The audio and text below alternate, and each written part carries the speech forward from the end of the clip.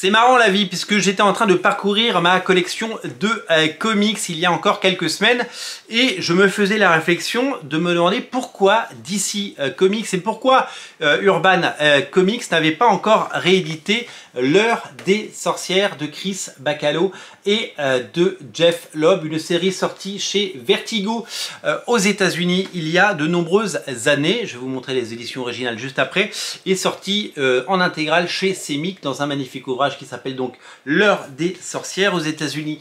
C'était sorti dans ce format qui était un format assez révolutionnaire pour l'époque, puisque on appelait ça un prestige format, et que c'était eh bien des titres Vertigo qui étaient, regardez le logo Vertigo, proposés donc à l'unité. Ça coûtait 6 $ à l'époque, donc qui est quasiment le prix d'un comics aujourd'hui, et donc on avait un mini graphic novel d'une trentaine ou d'une quarantaine de pages, et c'était sorti donc en 3 volumes avec ce dessin absolument impeccable et remarquable de Chris Bachalo, un dessinateur que j'adore et que j'affectionne particulièrement.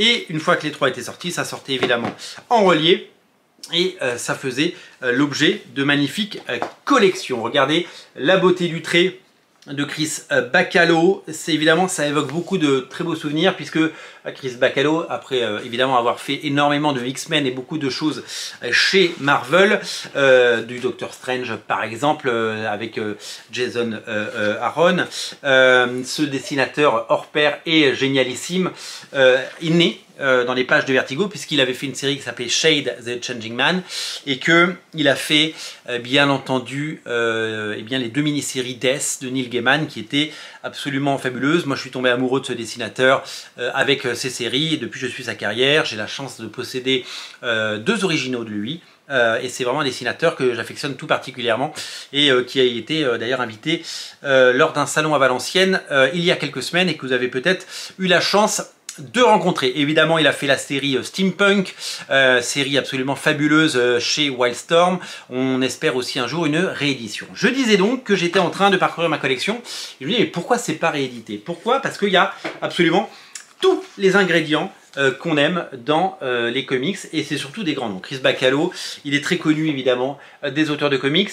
Quand il fait du super-héros, il peut être clivant, puisque certains n'aiment pas son travail sur les X-Men par exemple, mais quand il dessine ce type de dessin, eh bien non seulement ça parle aux gens parce que c'est absolument lisible et magnifique, mais en plus c'est tout à fait quelque chose qui serait accepté et acceptable par eh bien, des lecteurs issus eh bien, du monde de la BD traditionnelle. Les gens qui achètent de la BD traditionnelle et qui, depuis quelques années, se régalent des très belles éditions chez Urban, par exemple, dans la grande collection Urban. Ça aurait tout à fait sa place dans la grande collection Urban, parce que, d'abord, le dessinateur, évidemment, son style de dessin, on le connaît.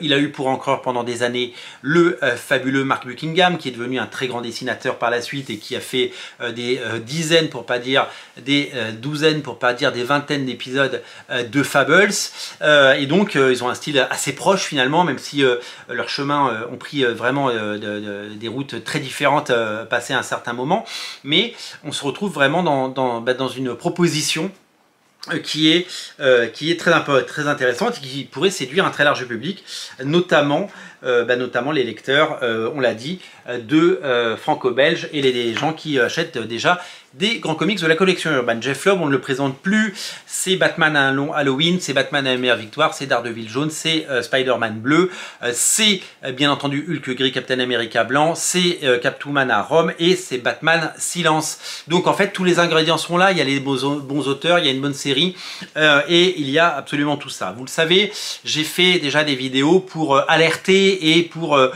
dire un peu en l'air, parce que ces vidéos ne seront jamais vues par les personnes qui décident, que certains titres méritent des belles éditions en version française. On a parlé de Deathblow, de Jim Lee et Tim Sale justement. On a parlé de Gen 13 qui pourrait faire l'objet d'une magnifique réédition. Et je pense que ce bouquin pourrait également faire l'objet d'une magnifique réédition.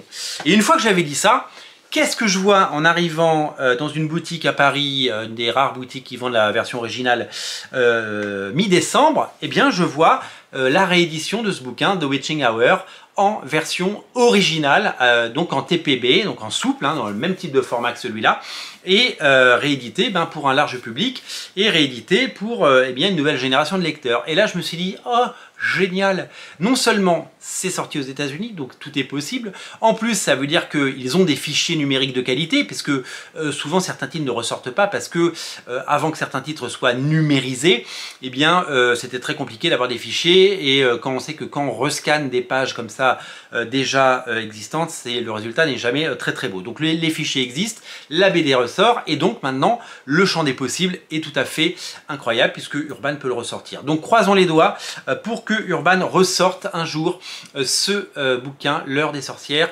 Je suis absolument ravi que ça ressorte. Le premier numéro, donc je vous l'ai dit, est sorti en 1999, ça ne nous rajeunit pas. Et donc c'est vraiment un morceau de l'histoire des comics et c'est toujours un peu un trésor oublié qu'il faut redécouvrir. Il est question de magie, il est question de destin, il est question de sorcières évidemment, de toutes les thématiques qui sont chères et de jeux de cartes, de tarot évidemment et de diseuses de bonne aventure, vous l'aurez compris. C'est tout simplement un récit absolument génial et puis avec une narration hyper intéressante parce que certaines pages sont en prose et que on s'éloigne un petit peu de la bande dessinée. On retrouve évidemment toute cette poésie qu'on retrouve dans Death et dans le dessin, et donc c'est une histoire qui mérite d'être redécouverte et qui mérite de faire l'objet d'une magnifique édition grand format chez Urban. C'est tout simplement pour moi une évidence. Voilà, donc j'espère que je serai entendu et j'espère que cette vidéo dans quelques années ou dans quelques mois sera vue en disant ah regarde c'est sorti, alors, ce sera certainement pas ma faute mais vraiment je serai heureux de retrouver une belle édition. Je suis ravi d'avoir cette édition, mais si je peux un jour avoir une belle édition chez Urban en grand format avec des grandes pages, mamma mia, ce serait tout simplement magnifique. Merci d'être aussi nombreux à regarder les émissions de Radio Comics et je vous dis à très vite. On se retrouve très bientôt, vous savez, 3 émissions par jour. Et d'ici là, n'oubliez pas de vous abonner pour rejoindre cette grande famille. Vous êtes plus de 25 000. Salut!